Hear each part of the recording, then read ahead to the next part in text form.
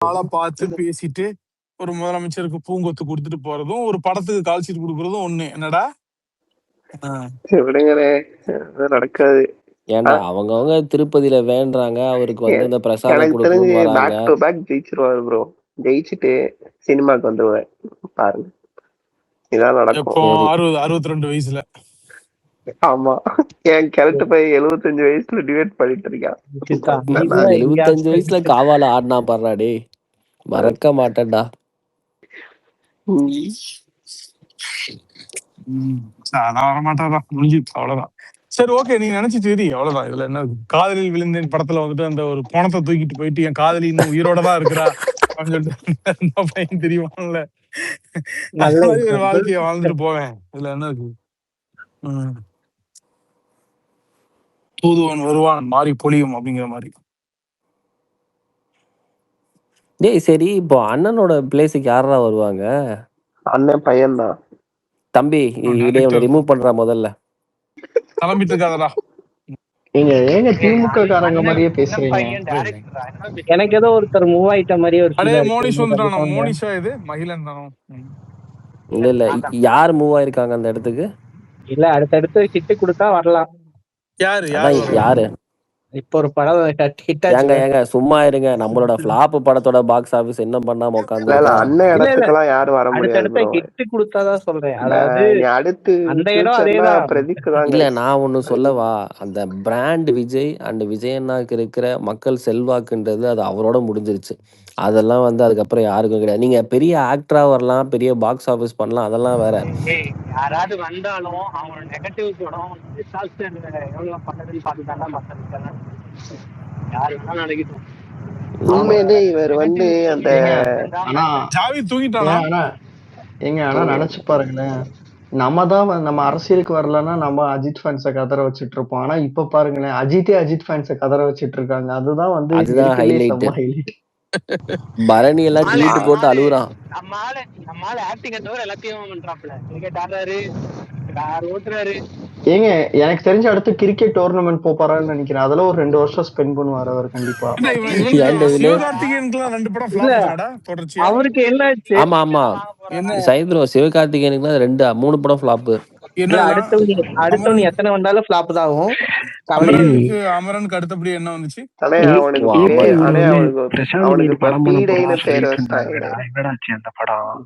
எதுடா?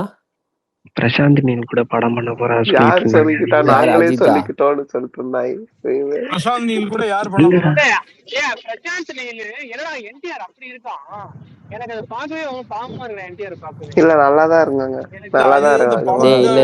அப்படி டியூன் பண்ணிருக்காங்கடா, அந்த மாதிரி டியூன் பண்ணிருக்காங்க. ஆனா சையத் ப்ரோ பாக்குற மாதிரி வீக்கா இருக்கான் சையத் ப்ரோ. இல்ல நான் வந்து நம்ம பெஸ்ட் ரீப்ளேஸ்மெண்ட்டுக்கு வந்து நம்ம தெலுங்கு சைடு தான் போகணும். ஏன்னா வந்து அவங்க தான் வந்து பேக் டு பேக் வந்து பெரிய பெரிய டைரக்டர்ஸோட வந்து பெரிய பெரிய படம் பண்ணிட்டு இருக்காங்க. ஆகஸ்ட்லயே வந்து பாத்தீங்கன்னா 2-3 பெரிய படம் இங்க இறங்குது தெலுங்குல. என்ன படம்? என்ன தமிழ் நானி படம், அந்த நானி படம் அது. அதுக்கப்புறம் இன்னொரு எனக்கு ரொம்ப பிடிச்சிருந்தது. இப்ப நான் ஒருத்தருக்கு ஸ்பீக்கர் தர போறேன். 5-6 மணி வரைக்கும் போகும்னு நினைக்கிறேன். ஏன் சையத் ப்ரோ பெட்டி இல்ல பெட்டி ட்ரெய்லரு யாரு லோகேஷ் எந்த படத்துல? காட்டலன் மலையாள மூவியா? லோகேஷ வந்து இப்ப இந்த பவர் ஸ்டார் மாதிரி ஆகிட்டு வராங்க. இல்ல கூலி படத்துல நாகார்ஜுனா வருவாங்கல்ல சையத் ப்ரோ, வெள்ளை கோட் போட்டுக்கிட்டு, அந்த மாதிரி. லோகேஷ் வந்துட்டு தமிழ்ல எடுக்கிறதா? ஆமா புரியுது அடிக்கிறாங்க. இல்ல அடுத்தது வந்து அவன் அந்த ஒரு அல்லு அர்ஜுன் படம் ஒண்ணு பண்றாப்லையா, அது பண்ணி முடிச்சுட்டு இல்ல நேரா தான் பெட்டர் அவனுக்கு. இல்லனா எனக்கு தெரிஞ்ச தெலுங்கு ஆக்டர்ஸே தமிழ் மார்க்கெட்டை வந்து இன்னும் கொஞ்சம் நாள் டாமினேட் பண்ணுவாங்க. ஏன்னா அந்த எல்லா படமும் வந்து பாத்தீங்கன்னா தமிழ் டப்ல தான் வருது. இல்ல பெரிய பெரிய ஹீரோஸ் படம் இல்ல டெவில் அவனுங்க தமிழ் டைரக்டர்ஸோட ஒரு படம் பண்ணவே ஆரம்பிக்கிறானுங்க இன் டைரக்ட் தமிழ்ல. ஆமா நான் பிரதீப் ரங்கடா மிகைப்படுத்தப்பட்டதெல்லாம் இல்ல.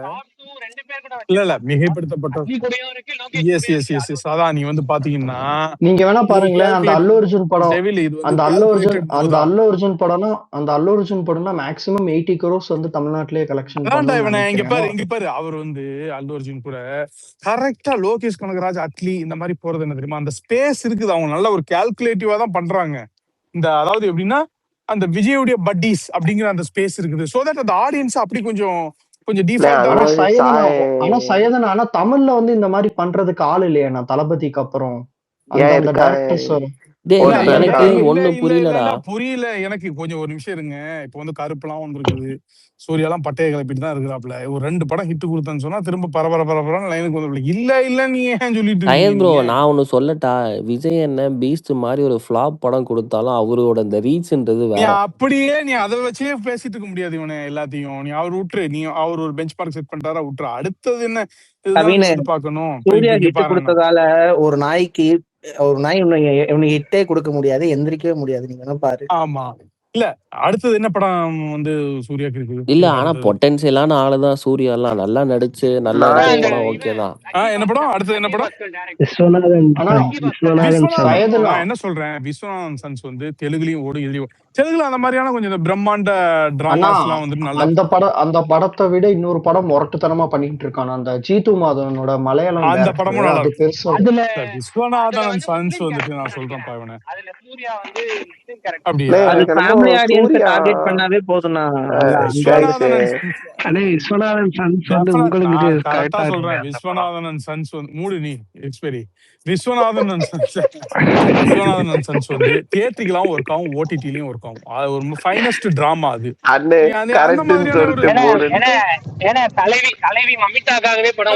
டிராமாவே நல்லா இருக்குது இவனே. அது ஃபேமிலி ஆடியன்ஸ்க்காக ஓடும், பட் பேக் டு பேக் வர மாதிரி ஒரு 2 மாசம் கேப்லயே வர மாதிரி இருக்கு. அது பிரச்சனையாகுமா? அது நல்லது சூர்யாக்கு, இன்னும் டக்குன்னு பீக் பண்ணி விடும், அந்த மொமெண்டமா மெயின்டைன் பண்றதுக்கு உதவும். புரியுதா உனக்கு? தெரியல, ஃபேமிலி மூவி வேற, பேக் டு பேக்னா கொஞ்சம் அந்த மாதிரி ஒரு படம் தேவைப்பா. இப்போ சிம்புது வந்து தீபாவளி ரிலீஸ் பண்றாங்களா சிம்பு தீபாவளி போட்டு அதெல்லாம் நம்புற மாதிரி இல்ல. பாப்போம் எந்த தீபாவளிக்குன்னு தான் தெரியல, வருஷம் பின்னர் அறிவிக்கப்படும். ஆனா விஸ்வநாதன் சன்ஸ் ட்ரைலர் எனக்கு பிடிச்சிருந்துச்சு. எனக்கும் பிடிச்சிருந்துச்சு. நல்லா இருந்துச்சு. ஃபேமிலி ஆடியன்ஸ் நீ ட்ரெய்லரே நினைச்சு மேஷப்ப பாத்துட்டு சூர்யா வந்து வரிசையா ஹிட் கொடுக்க போறானே. வெங்கி அட்லூரி இல்ல, அதுல உனக்கு டவுட் வேற இருக்கா? வெங்கி அட்லூரி தானே? ஆமா லக்கி பாஸ்கர்ல அவன் டிராமாவெல்லாம் சூப்பரா குக் பண்ணிடுவான் இவனை. உண்மையிலேயே ரொம்ப எமோஷன்ஸ் ஆமா எமோஷன்ஸ் ஒர்க் பண்ண வச்சிருவான். மத்த அந்த இதெல்லாம் வந்து கொஞ்சம் கரெக்டா பண்ணிடுவான். ஆமா சினிமோட்டோகிராஃபி எல்லாம் வாத்தி பண்ணாப்ல. வாத்தி ஒரு டீசென்ட்டான. ஆனா இல்ல சையத் ப்ரோ, இப்போ நம்ம பசங்க விஜய் ட்ரியோன்னு சொல்லிட்டு இந்த 3 பேரு எல்லாம் அந்தந்த ஸ்பேஸ நோக்கி ஓடுறாங்க. ஒருத்தன் மட்டும் டெட் பாடி வச்சு சுத்திக்கிட்டு இருக்கான், அதை வச்சு படமும் உடவும் வச்சிடறான். எப்படின்னே புரியல. நெல்சன் ரஜினி கமல் படம்லாம் நான்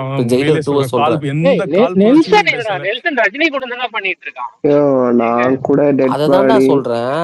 இல்ல நான் என்ன சொல்றேன், லோகேஷ் அல்லு அர்ஜுன், அட்லி அல்லு அர்ஜுன், இவன் மட்டும் பாரு. நான் கூட டெட் பாடின்னு சொல்லவும் நான் கூலிய நினைச்சிட்டேன். கூலியெல்லாம் டெட் பாடி உட்காந்து எரிச்சிட்டு இருப்பாங்க.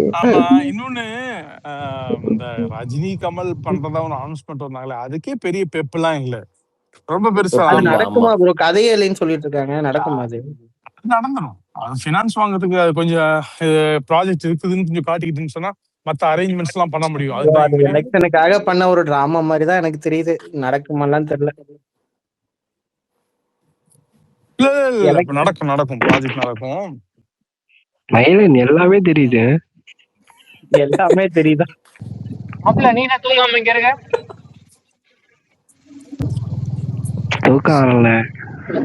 இப்போ எக்ஸ்பெரி நீ நோட் பண்ணியா, சிவகுமார் எங்க போனாலும் நம்மளை பத்தி கொஞ்சம் கௌரவமா பேசிடுறாரு பாத்தியா நீ? இல்ல அது ஏன் நான் சொல்லவா, அவருக்கு ரீச் வேணும். விஜய்ன்ற பேரை சொன்னா ரீச் வருது.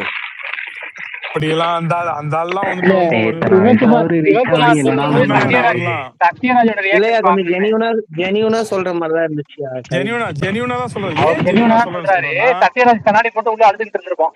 ஆமா ஏன் ஜெனியூனா சொல்றேன்னா அவர் ஓட்டு போடுற அன்னைக்கு இப்படி ஒரு ஸ்டேட்மெண்ட்டை ஏய் கொடுக்கணும் பிரசன்னா, ரேவந்த் போய் கேக்குறான்டி. ஓட்டு போடுற அன்னைக்கு முரட்டுத்தனமா பேசிட்டார்ல போலிங் அன்னைக்கு. கிட்டத்தட்ட அவர் டிவிக்கு ஓட்டு போடுங்கன்னு சொல்லல. அண்ணே நான் மைக்கு தரேன், நீ யாருக்கும் தரமாட்டேன், நான் தூங்க போறேன், ஜாவித்து தூங்கிட்டு இருக்கேன், நான் வந்துட்டு ஏய் எல்லாம் வேற பேசி யாருக்காவது ஜாலியா கோவம் இருந்தோம். வந்துட்டு போகுடாடி. நான் அப்படி தருவேன், ஜாவித்து தூங்கிட்டான், நானும் தூங்க போறேன். பாய். கேக்குதாடா? ஒரு நிசப்தமா போய்கிட்டு இருக்க ஸ்பேஸ் வந்து இப்போ வந்து ஒரு ஆக்ஷன் படம் டேய் பாக்குற மாதிரி கவி இருக்கும். கவி நீ முட்டா போயில அந்தாலும் ஏன்டா ரீச்சுக்காக பேசணும். அதான் நான் சொல்றேன், இந்த வயசுல அவருக்கு என்னடா அந்த ஆள் ஆக்சுவலி முரட்டு கேம் சேஞ்சர்ரா எலெக்ஷன் நாள் அன்னைக்கு வந்து காலையிலேயே. இல்ல ரேவந்த் ஏதோ இப்போ உன்னோட நீ பேசுறத பார்த்தா டி நகர் பக்கம் சாயுதம் சப்போர்ட் போயஸ் தோட்டத்துக்கு பக்கத்துல. போயஸ் தோட்டத்துக்கு ஏன் சாய போதான் புரியல எனக்கு. இல்ல போயஸ் தோட்டத்துக்கு பதிலா இந்த பக்கம் சாயுதேன்னு சொல்றேன். நீ வேற கம்முனுறா.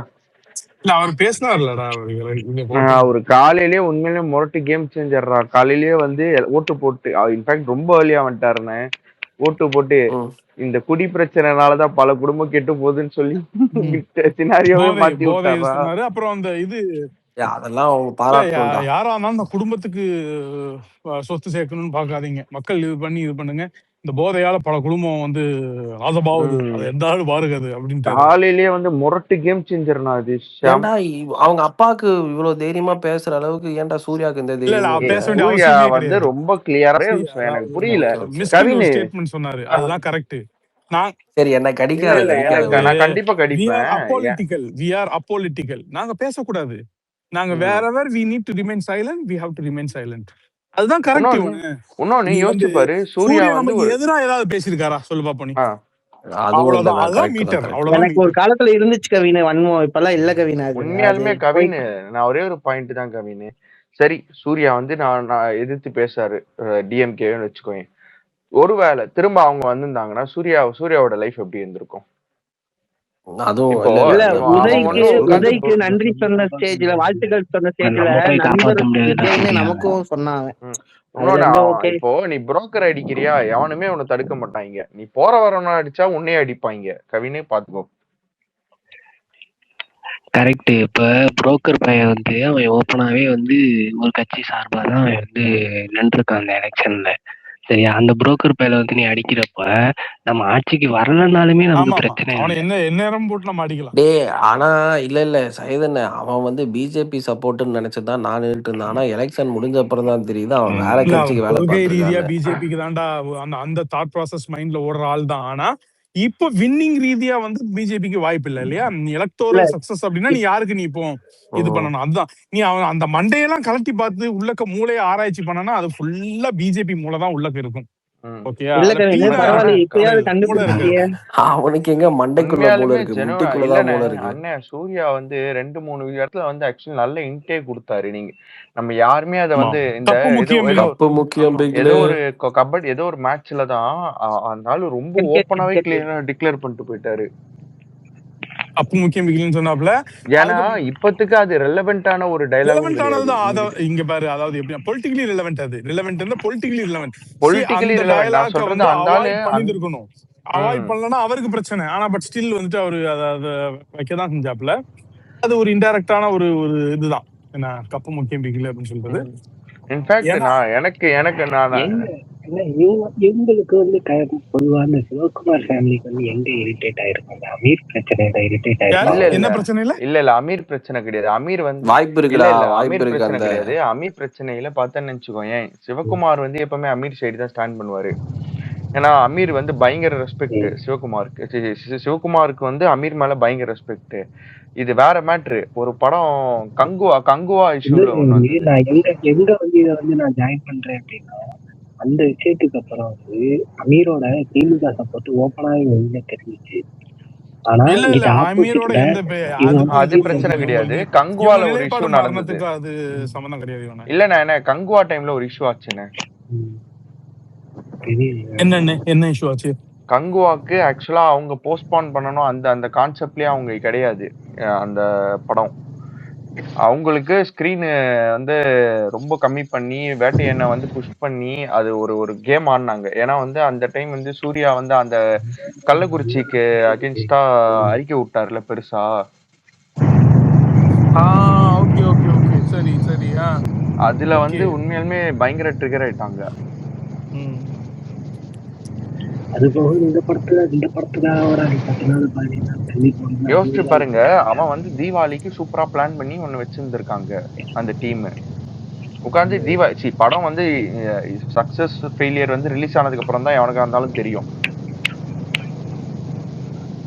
அவங்க வந்து ஒரு பிளான் பண்ணி வச்சிருந்தாங்க. அதை மொத்தமா குழப்பி விட்டு ஃபேன்ஸோட மைண்ட் செட்டையும் ஸ்பாயில் பண்ணி அதை வந்து மொத்தமா குழப்பி விட்டு ரஜினி வந்தாப்புல. ஆமா, ரஜினி தான் காரணம். அதுங்கேயும் எல்லா இதையும் கெடுத்திருக்கான். வேட்டையனை வச்சு செதச்சு அள்ளியாச்சு எக்ஸ்பீரியனா. ஆமா ஆமா, நொறுக்கி அள்ளியாச்சுங்க அந்த படத்தை. அதான் அது அந்த இஷ்யூல தான் கொஞ்சம் ட்ரிகர் ஆயிட்டாங்க. அண்ட் அதுக்கப்புறமால இருந்து கொஞ்சம் ஓப்பனாவே வந்து அவங்க சைட்ல இருந்து சப்போர்ட் வந்தது.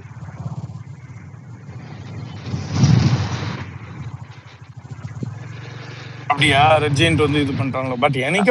பட் நான் எனக்கு ரொம்ப டீப்பா வந்து அதுக்கு காரணம் இருக்கும் அப்படிலாம் நினைக்கல. இருக்கு அப்படியா அப்படியா ஓகே ஓகே. நான் என்ன நினைச்சேன்னா நம்ம சிம்பிள் நான் அதுக்கப்புறமா ஆக்சுவலி ஒரு நாள் வந்து யாரையும் எதிர்க்கவும் தேவையில்ல, யாரையும் ஆதரிக்கவும் தேவையில்ல. இல்ல சைதனே, நான் வந்து அப்புறமா வந்து நான் இது வந்து வெளியில வந்து சொன்னதே கிடையாது. இதுதான் ஃபர்ஸ்ட் டைம் சொல்றேன். நான் அதுக்கப்புறமா இன்னைக்கு வந்து நம்ம கட்சியில வந்து ஒரு மினிஸ்டர் வந்து எனக்கு நல்ல கான்டாக்ட்ல இருக்காங்க. அப்ப நான் பேசிக்கிட்டு இருந்தேன். அப்பா அவரு சொன்ன ஸ்டேட்மெண்ட் தான் இது. கங்குவா இஷ்யூ ரொம்ப பெருசா பண்ணாங்க டிஎம். அந்த மினிஸ்டர் யாருங்கிறது நம்மளுக்கு தெரிகிறது, நன்கு தெரிகிறது. அவர் வந்து சூர்யாவுக்கும் செம க்ளோஸ் ஃப்ரெண்டு. அப்ப நல்லாவே தெரியுது யாருன்னு.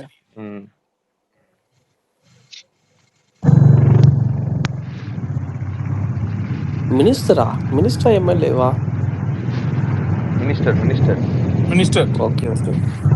எம்எல்ஏ அது வேற, ரோஹிணி அது கிடையாது. அதெல்லாம் எனக்கு கான்டாக்ட் கிடையாதுப்பா. இருந்தாலும் நீ வாங்கிக்க மாட்ட, அது தெரியும். ஓ அவர் சொன்னாப்லையா? ஆமா ஆமா.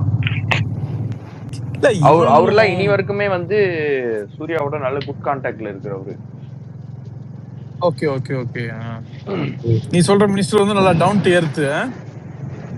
ரொம்ப டவுன் டு தமிழ்நாடு தான்.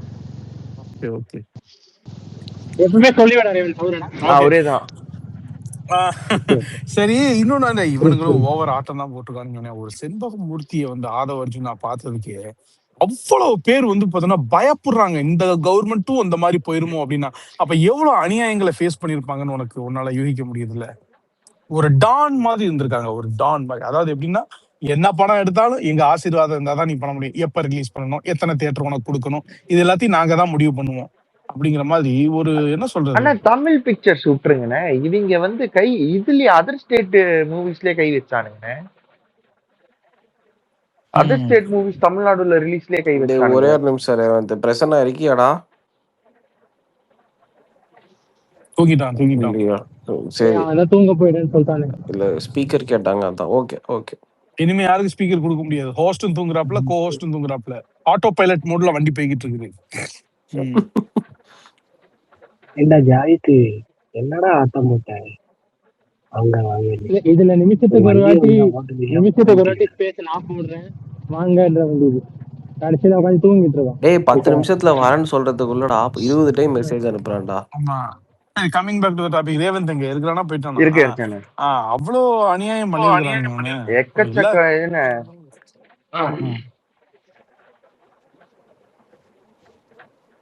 இன்னைக்கு வந்து ஒரு சுதந்திரம் கிடைச்ச மாதிரி அவங்க ஃபீல் பண்றாங்க இவனை. அதனாலதான் அந்த ஒரு ஸ்டில் வந்த உடனே பயப்படுறாங்க.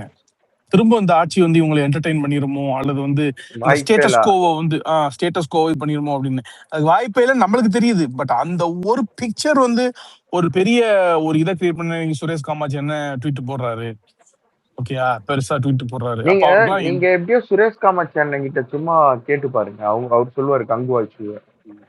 அப்படியா? நான் ஃப்ரீயா நான் கேட்கிறேன். சுரேஷ் காமாட்சி இல்ல வந்து வேற யாருக்காவது கேளுங்க, உங்களுக்கு கிளியரா எக்ஸ்பிளைன் பண்ணுவாங்க. கார்த்தி தான். நான் அந்த கங்குவா மேட்டர் நான் கேட்டது இல்ல. கார்த்தியே தெளிவா சொல்றானே, போட்டு ஓப்பனாவே போட்டு அடிக்கிறான்ல, அடிக்கிறாப்புல கார்த்தி. என்ன அநியாயம் பண்ணிருக்கானுங்க, அக்கிரமம் பண்ணிருக்கானுங்க அப்படின்னு. ஆமாண்ணா, ஆதவ் எதுக்கு போய் பார்த்தாரு?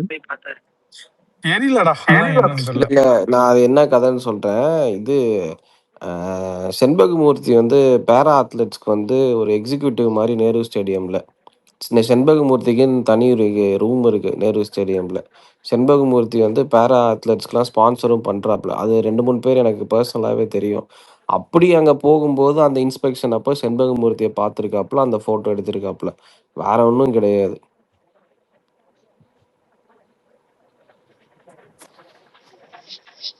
இன்னொன்னு என்ன தெரியுமா, செண்பகமூர்த்தியே வந்து ஒரு அத்லெட் தான், வெட்டரன் அத்லெட் தான். ஆமாமா, அங்கதான் ஏதோ தங்கியிருக்காப்ல போல. ஆமா ஆமா. ஜெயலலிதா 2011 ஆட்சிக்கு வரும்போது இப்படிதான் சன் பிக்சர்ஸ் அந்த டைம்ல வந்து கடுமையான அட்ராசிட்டியை கொடுத்துட்டு இருந்தாங்க. எவனும் படத்தை ரிலீஸ் பண்ண நமக்கே முடியாது. கொடுத்தாங்களே சையத் ப்ரோ. ஆமா ஆமா ஆமா, அந்த மாதிரி பண்ணிட்டு இருந்தானுங்க. தூக்கி ஹன்ஸ்ராஜ் சக்சேனாவை தூக்கி உள்ளக வச்சு குமுறிடுச்சு அந்த அம்மா. நம்ம அந்த மாதிரிலாம் பண்ற ஆட்கள் கிடையாது, அந்த மாதிரி அடாசியேஷனான பீப்புள் கிடையாது, புரியுதா உனக்கு? பட் ஸ்டில் இந்த ஸ்டேட்டஸ் கோவை என்டர்டெயின் பண்ணக்கூடாது, இத்தனை நாளா இருந்த இந்த நடைமுறை இதை வந்து என்டர்டெயின் பண்ணக்கூடாது அப்படிங்கிற ஒரு பழிவாங்கும் உணர்ச்சியோ அல்லது வேற எந்த பர்சனல் அஜெண்டாவோ நம்மளுக்கு தேவையில்லை. சினிமாவா வந்து இருக்க விடணும், இண்டிபெண்டன்சி வேணும். அவன் ப்ராடக்டா அவன் அதுக்கான மார்க்கெட்டை பிடிக்கிறதுக்குண்டான ஒரு வழிமுறையை ஏற்படுத்தி கொடுக்கணும் இல்லையா? ராஜ்மோகன் இப்ப வந்துட்டாரு, இவனை அவரை ஈஸியா அப்ரோச் பண்ணலாம்.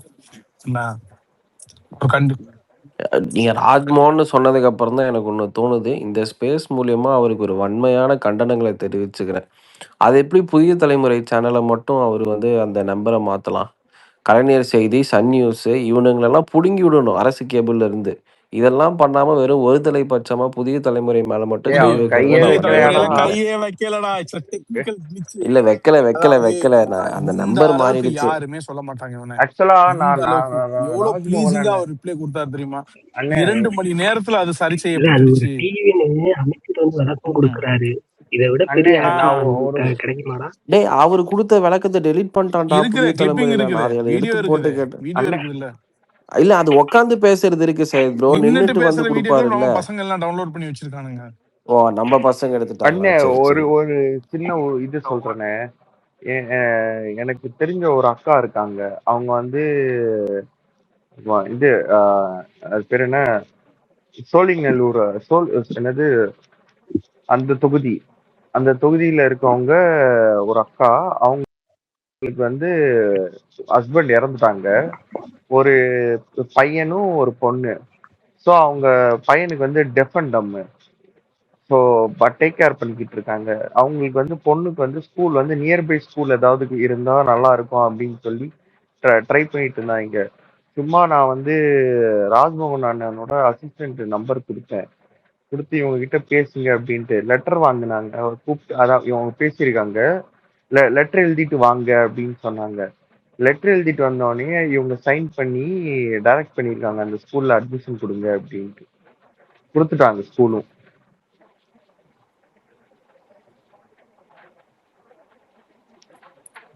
ஏன்னா சிங்கிள் பேரண்ட் ரொம்ப தூரம் சேர்க்க முடியாது அப்படின்னு சொல்லிட்டு வீட்டு பக்கத்துலயே இருக்கு, 500 மீட்டருக்குள்ள இருக்கு அந்த ஸ்கூலு.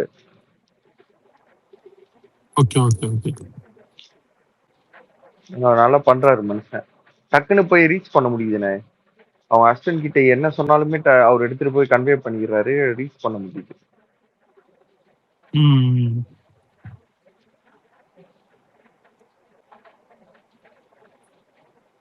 இன்னைக்கு இல்ல இந்த மாதிரிலாம் யாரும் பதில் சொல்லுவாங்களான்னு எனக்கு இப்போ வரைக்கும் தெரியல. இவ்வளவு டவுன் டு எர்த்தா இருக்கணுமா அப்படிங்கறதும் எனக்கு தெரியல. இன்னைக்கு வந்து கேக்குறானுங்க, உங்களை வந்துட்டு பாத்தீங்கன்னா உங்களுக்கு அமைச்சர் பதவி கொடுத்ததுல வந்து திரையுலகில இருந்து சில பேர் வந்து இதா இருக்கும். வேற சொல்லுங்க. நண்பர் விசார் அவர்கள், எனக்கு அவரை பிடிக்கும், அவர் படங்கள்லாம் நான் பார்த்திருக்கேன். அவருக்கு வேணா என்ன தெரியாம இருக்கலாம், ஆனா எனக்கு அவரை தெரியும். அவருடைய நம்பிக்கையும் பெரும் வகையில் நான் வேலை செய்வேன் அப்படின்னு சொல்றாரு. ஒரு மாண்புமிகு தமிழ்நாடு அமைச்சர் அவரு, இஷ்டமயிருக்கு ட்வீட் போட்டு வச்சிருக்கான் விசாலு. இதே டிஎம்கே ஆளுங்கிட்ட சொல்லியிருந்தீங்கன்னு கேட்டிருந்தாங்கன்னா அவன் கிடக்குற அப்படின்ட்டு போயிருப்பாங்க. ஆனா எனக்கு புரியாத விஷயம் என்னன்னா, இந்த விசாலுக்கு எல்லாம் என்ன ஒரு மயிரும் கிடையாது. ஊர் உலகத்துல இருக்கிற எல்லார்கிட்டயும் கடனை வாங்கி காசு திரும்ப கொடுக்காம ஏமாத்திக்கிட்டு இருக்கான். இந்த அனீஸ்னு ஒருத்தன் வருவான் தெரியுமா ட்விட்டர்ல, இந்த யுனைடெட் இந்தியா எக்ஸ்பர்ட் யாகியா பாயோட பேரன். ஆமா, உன் ஃப்ரெண்டுன்னு சொன்னீங்க. அவன் கிட்டயே வந்து பல கோடி கடன், அவங்க தாத்தா கிட்ட கடனை வாங்கிட்டு இன்னும் கடன் கொடுக்காம சுத்திக்கிட்டு இருக்கான்டா. இல்ல அதுலயுமே கேட்கலாம், விமர்சனம் பண்ண கூடாதா அப்படிலாம் நம்ம சொல்லல. அந்த அடாசிட்டி இருக்குது தெரியுமா, விமர்சனமே பண்ணலனே, அவன் விமர்சனமே பண்ணல சிஎம்க்கு. அதாவது எப்படின்னா, இது எப்படி கொடுத்தீங்க, உங்களுக்கு இது சரிப்பட்டு வரல, 30 வருஷமா சினிமால இருக்கிற உங்களுக்கு தான் இது தெரியும், நீங்க தான் இந்த துறையை கையில வச்சிருந்துருக்கணும், உங்க கண்ட்ரோல் இல்லையா இந்த மினிஸ்ட்ரி வந்துட்டு இருந்திருக்கணும், புரியல நீ யாரா நீ வந்து. அதாவது ஒரு குறை நதைகள் இருக்குது சொல்லலாம், அல்லது நம்ம பண்றதுல ஏதாவது விமர்சனம் இருக்குது, அதெல்லாம் ஜனநாயகத்துக்கு உட்பட்டது. ஆனா இதெல்லாம் பண்ணிருங்க, கீழே குறிப்பிட்டதெல்லாம் பண்ணிருங்க, மேலே குறிப்பிட்டதெல்லாம் மாத்திருங்க, அந்த மாதிரி வந்துட்டு நீ வந்து ஒரு ஆர்டர் போட்டுட்டு இருக்கிற நீ சிஎம்க்கு. புரியுதா உனக்கு என்ன? எவ்வளவு ஊருக்கு முழக்க கடனை வாங்கிட்டு உட்காந்து வாய் பேச்சு. இல்ல ராஜ்மோகன்லாம் இவங்கெல்லாம் எப்படி தெரியுமா, ராஜ்மோகன் அண்ணன் எல்லாம் வந்து கஷ்டப்பட்டு மேல வந்தவர், எல்லா கிடைக்கிற வேலைகள்லாம் செஞ்சவர், மீடியா ஃபீல்ட்ல யூடியூப்ல இருந்தவர். அப்புறம் வந்து பார்த்தீங்கன்னா காம்பேரிங் பண்ணுவாரு, ஒரு படம் கம்பெனி வந்துட்டு இவரை புக் பண்ணி கூப்பிடும், அந்த ப்ரோக்ராமா நடத்தி கொடுப்பாரு. இந்த மாதிரிலாம் இருக்கும்போது அவங்க எந்த லெவல்ல பாத்துருப்பானுங்க அப்படின்னு சொல்லிட்டு நீ பாத்துக்குவேன். இப்ப திடீர்னு அவரே அமைச்சரு, ஏன் தேவைக்கு நான் மனு கொடுக்குறதுக்கு நான் ஒன்ட்டெல்லாம் வரணுமா அப்படிங்கிற ஒரு ஆதிக்க சிந்தனை, அவ்வளவுதான். அதான் ஆதிக்க சிந்தனை, அவ்வளவுதான். உங்ககிட்ட எல்லாம் நான் வரணுமா அப்படிங்கிறது தானே தவிர்த்து இதை தாண்டி இதுல வேற ஒண்ணும் இல்ல.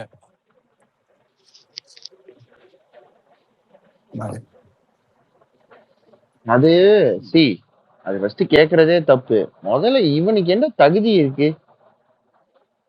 உன்னால போயிட்டு ஒரு கட்சி ரெஜிஸ்ட்ரேஷன் கூட ஒழுங்கா, எனக்கு என்னது வேட்புமனு தாக்கல் கூட ஒழுங்கா பண்ணாம வந்து உனக்கு எல்லாம் ஏண்டா ஒரு ஃபார்ம் ஃபில் பண்ண வக்கீல்ல நீ எல்லாம் என்னத்த பேசிக்கிட்டு இருக்க? ராஜ்மோகன் ஃபார்ம் ஃபில் பண்ணி ஜெயிச்சுட்டு அமைச்சரா இருக்காரு. எவ்வளவு பிரச்சாரங்கள், எவ்வளவு தூரம் வந்து மக்களை சந்திச்சிருக்காரு, எக்ஸ்டென்சிவா. உன்னால ஓடி அண்ணே, அது வந்து ஒரு மெயின் எலெக்ஷன் கூட கிடையாதுண்ணே, ஒரு இடைத்தேர்தல். அம்மா இறந்துட்டாங்க, அந்த தொகுதிக்கு வந்து ரீ எலெக்ஷன் நடக்குது. அந்த தொகுதியில உன்னால நீ நின்று தோத்தா ஜெயிக்கிறது செகண்டரி. உன்னோட ஃபார்ம் கூட ஒழுங்கா ஃபில் பண்ணலன்னு ரிஜெக்ட் பண்ணி காரி துப்பி அனுப்பி விட்டாங்க எலெக்ஷன் கமிஷன். இவனுக்கு ஒரு ஃபார்ம் ஃபில் பண்ண தெரியாத இவனுக்கு என்னத்துக்கு இவ்வளவு பேச்சு?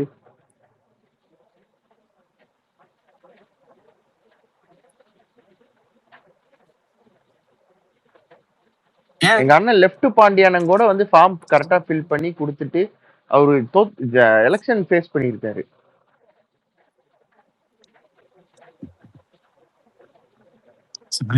கிளம்பிட்டு இருப்பானுங்க. இல்ல ஆனா வந்து பதில் சொன்ன அவனுடைய ஆதிக்க சிந்தனை தெரிஞ்சுதீங்க. என்ன நீ ராஜ்மோகன் அண்ணன் நீ வந்து என்ன நினைச்சிட்டு இருக்கிற? நீ வந்து ஒரு சாதாரண ஆட்கள் அமைச்சர் ஆகக்கூடாதா? அந்த திமிர்த்தனம் தெரிஞ்சுது, அந்த தடித்தனம் சொல்லுவாங்கல்ல. இது எனக்கு புரியல. இதுக்கு முன்னாடி யார் இருந்தாரு அந்த இண்டஸ்ட்ரி இது மினிஸ்டரா? அது யாருன்னே தெரியும். உனக்கு தெரியுமா சொல்லு? எனக்கும் தெரியாது. யாரோ இருந்திருக்காங்க. அவரு கடம்பூர் ராஜு இருந்தாரு. அதுக்கடுத்து ஒருத்தர் இருந்தாரு. இவங்க எல்லாம் என்ன சினிமா துறையில இருந்திருக்காங்களா இல்ல சினிமா துறையை வந்து நல்ல ராஜ்மோகனாவது இண்டஸ்ட்ரியில இருக்காரு. இண்டஸ்ட்ரியில இருந்தாரு. ஒரு படம் டைரக்ட் பண்ணிருக்காரு. இயக்குனர் சங்கத்துல மெம்பரு, நடிகர் சங்கத்துல மெம்பரு, அப்புறம் வேற என்ன அந்த இதுல அவர் வந்து இருக்காரு. டிஜிட்டல் மீடியால மெம்பரு, எல்லாத்துலயும் இருக்காரு. அவருக்கு வந்து அதிக இதுல வந்து மெம்பரா இருக்காருண்ணே. அசோசியேஷன்ல மெம்பரா இருக்காரு. டிஜிட்டல் மீடியா தெரியும். டைரக்ட் பண்ணாருன்னா டைரக்டர் கார்டு எடுத்திருப்பாரு. அதே மாதிரி நடிகர்னா நடிகர் கார்டு எடுத்திருந்தாரு. அதான் டைரக்ஷன் கார்டு கொடுத்தா அது கொடுத்தாதான் நீங்க வந்து டைரக்டே பண்ண முடியும். அது கொடுக்காம யூனியன் வராது. லைட்மேன் கூட வர மாட்டாங்க. டைரக்டர் கார்டு, அதுக்கப்புறம் வந்து நடிகர் அந்த சங்கத்துல வந்து மெம்பரா சேர்ந்துருக்கணும். அப்பதான் நீங்க இத்தனை படம் பண்ணிருக்க முடியும். இல்ல அதெல்லாத்தையும் தாண்டி அவருக்கு அவருடைய கஷ்டங்கள் தெரியும். சின்ன படங்கள் படுற கஷ்டம், ஸ்மால் பட்ஜெட் மூவிஸ்க்கு வந்துட்டு தியேட்டர் கிடைக்காம இந்த பிரச்சனைகள் எல்லாம் அவருக்கு நல்லாவே தெரியும். ஓகே, இன்னும் நல்ல பிளாக் ஷீப் டீமோட நல்லா அசோசியேட் இருக்காரு. அப்ப சின்ன படங்கள் ரியோராஜ் எடுத்த படம், அந்த சின்ன படங்கள் பத்தி எல்லாம் அவருக்கு நல்ல அந்த மொத்த அந்த நெட்வொர்க்கோட அவர் ரொம்ப க்ளோஸ். இவருக்கு புடுங்கி முதலமைச்சர் தான் அந்த துறையை கையில வச்சிருக்கணுமா? நீ என்னடா சொல்றது அத? இது ஃபார்ம் ஃபில் பண்ண தெரியாத நாய்.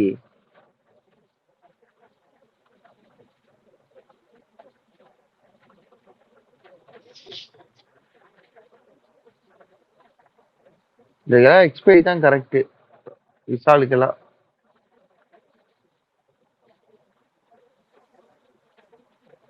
நடிகர் சங்கத்துல இருந்து கார்த்தி அந்த எல்லாம் வந்துட்டு போனாங்களா, அப்ப கூட இவன் வரல.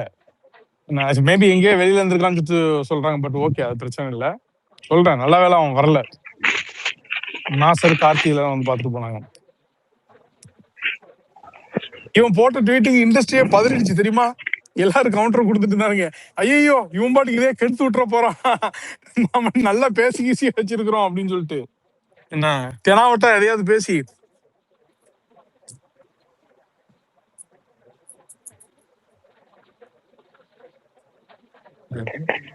அருண் விஜய் எல்லாம் பதிலடி கொடுத்திருந்தாப்ல. இன்னொன்னு அவரு என்ன சொல்லியிருந்தாரு?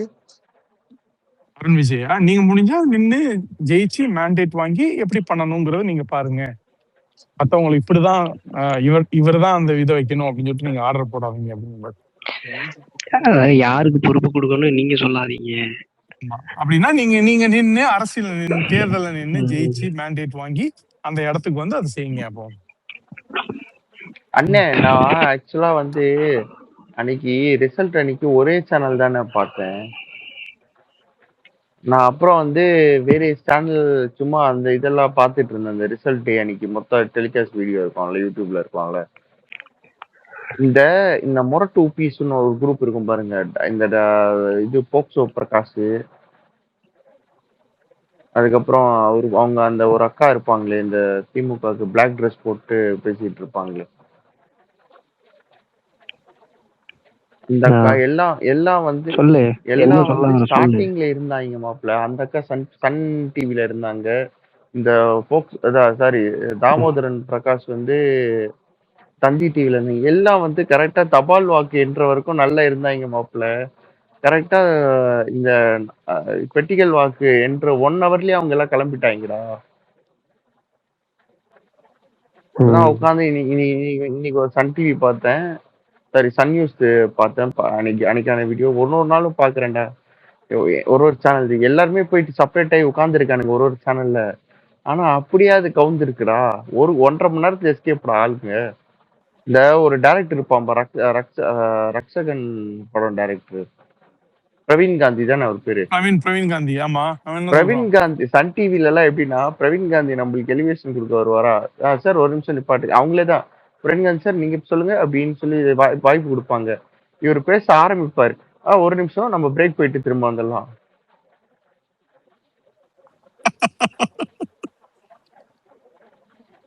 சும்மா நாளைக்கு ஃப்ரீயா இருந்தீங்கன்னா சன் டிவியோட அந்த வாக்கு எண்ணிக்கையை மட்டும் பாருங்களேன், நான் லிங்க் அனுப்பிடுறேன்.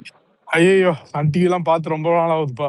சன் நியூஸ் ஆனா அது செம்ம பண்ணா இருந்ததுன்னு, அந்த செம்ம சிரிப்பு. மே 4th பார்க்க சொல்லணும். மே 4th வாக்கு எண்ணிக்கை நடந்துச்சுல அன்னைக்கு. அதுதான் சொல்றேன், வாக்கு எண்ணிக்கை டே. அதுவும் அந்த இவரெல்லாம் தாமோதரன் பிரகாஷ் எல்லாம் என்ன திரும்ப சொல்லிக்கிட்டு இருக்காரு, நைட்ல இருந்து தூக்கமே வரல, எப்படியோ இன்னைக்கு வந்து திமுக தான் ஜெயிக்க போகுது, இருந்தாலும் அந்த எக்ஸைட்மெண்ட் வந்து தாங்க முடியல, அழுதுட்டு கிடக்குறானுங்க. மே 3ஆம் தேதி வரைக்கும் குழந்தைகளை பத்திரமா பாத்துக்கோங்க, குழந்தைங்களுடைய சைக்காலஜி எஃபெக்ட் ஆயிரும், இதாருங்க அதாருங்கன்னு இருந்தானுங்க. மே 4ஆம் தேதியில இருந்து பெருசுங்களெல்லாம் பத்திரமா பாத்துக்கோங்க அப்படின்ட்டானுங்க. இன்னொன்னு நான் வந்து நம்ம பசங்க கிட்ட ஒண்ணு சில விஷயங்கள் சொல்றேன்.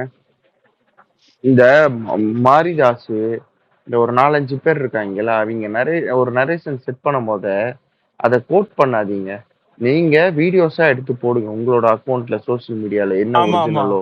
அப்புறம் அவங்களுக்கு ரொம்ப ரெஸ்பாண்ட் கொடுக்குற மாதிரியாவும் நம்ம கொடுக்குற ரெஸ்பாண்ட வந்து குறிப்பாக இடும்பாவன கார்த்தி அவங்களாம் ரிலவன்ஸ் இல்லாம ரிலவன்ஸ் நானே சம்டைம் போட்டு தொலைச்சிடுறேன். ஏன்னா அதான் ரொம்ப ரேர். ஒரு 100 இது பார்த்தேன்னு சொன்னா ஒரு இதுக்கு வந்து திடீர்னு சம்டைம் வந்து ஏதாவது அடிச்சு விட்டு வந்துடுறேன். ஏன்னா அவங்க வந்து ரிலவன்ஸ் இல்லாம இருக்கிறாங்க. அவங்களுக்கு திரும்ப நீங்க வந்து ரிலவன்ஸ் கொடுக்கறது வந்து பாத்தீங்கன்னு அவங்க ஹாப்பியா ஃபீல் பண்ணுவாங்க அதை. ஏன்னா நான் இன்சைடு இன்ஃபர்மேஷன், மாரிதாஸ் கார்த்தி 2 பேருமே வந்து அவங்கவுங்க கட்சிஸ்ல பெரிய போஸ்டிங் வாங்குறது டார்கெட்ல இருக்காங்க. வாட்டெவர். ஓகே. இல்ல. இப்ப என்னன்னா, இப்ப நீங்க வந்து போஸ்ட் இப்ப is for having example connecting issue. ஆமா. கார்த்திக்கு நீங்க வந்து பதில் சொல்லிட்டு இருக்க அப்படின்னா, ஓகே 4% வாங்கினாலும் பரவாயில்ல. நம்மள இன்னும் அரசியல் சந்தில மதிக்க தான் செய்றாங்க. நம்ம ட்வீட் போட்டா கதறாங்க. அல்லது வந்து லைக் வந்து அது அவங்களுக்கு ட்ரிகர் ஆவுது. ஓகே இன்னும் நம்ம ரிலவென்ட்டா தான் இருக்கிறோம். அப்படிங்கிற மாதிரியான ஒரு இதுதான் குடுக்குது. சொல்லு பார்ப்போம். இஸ்கோத்துக்கு பிரயோஜனம் இல்ல. அவன்ட இதெல்லாம். அதான் நாளைக்கோ இல்ல நாளைக்கோ ஸ்பேஸ் போட்டு பெரிய ஸ்பேஸ் ஆர்கனைஸ் பண்ணி இத ம். ப்ராப்பரா எக்ஸ்பிளைன் பண்ணலான்னு. மத்த விசாக்கு பிரயோஜனம் இல்ல. இந்த சந்தை தாண்டி வேற எங்கேயும் அந்த குரல் போறதும் இல்ல. நான் கேள்விப்பட்ட வரைக்கும் ஏன்னா இப்ப அண்ணாமலை வந்து அவரு வந்து ஒரு ஸ்டெப் எடுக்க போறாருன்னு கேள்விப்பட்டேன். அது உண்மை மாதிரி உண்மையா என்னன்னு இன்ன வரைக்கும் டீகோட் பண்ண முடியல. இப்பத்துக்கு நம்மளுக்கு கிடைச்ச இன்ஃபர்மேஷன் தானே. அவர் ஒரு எடுக்கலாம்ட்டு இருக்காரு. அது எடுப்பாரா இல்லையான்றது ஃபைனல் கால் அவர் எப்படி எடுக்க போறாருன்னு நம்மளுக்கு பட் தெரியல. அதை எடுத்த ஒண்ணு பெருசா இதாவாது இவனு. ஏன்னா அப்படியெல்லாம் சொல்ல அண்ணே அவர் சிஎம் ஆவாரான்னு கேட்டேன்னா எனக்கு தெரியாது. இல்ல அது ஓகே. அவர்ட்ட ஒரு செட் ஆஃப் இது இருக்குது. அவரு வந்து ஒரு நல்ல கட்சியா நான் இப்பவும் சொல்றேன் அண்ணாமலை ரொம்ப பிரில்லியன்ட் செம்ம ஆளு. ஆனா ஒரு கேவலமான கட்சியில மாட்டிக்கிட்டு இருக்காரு அவ்வளவுதான்.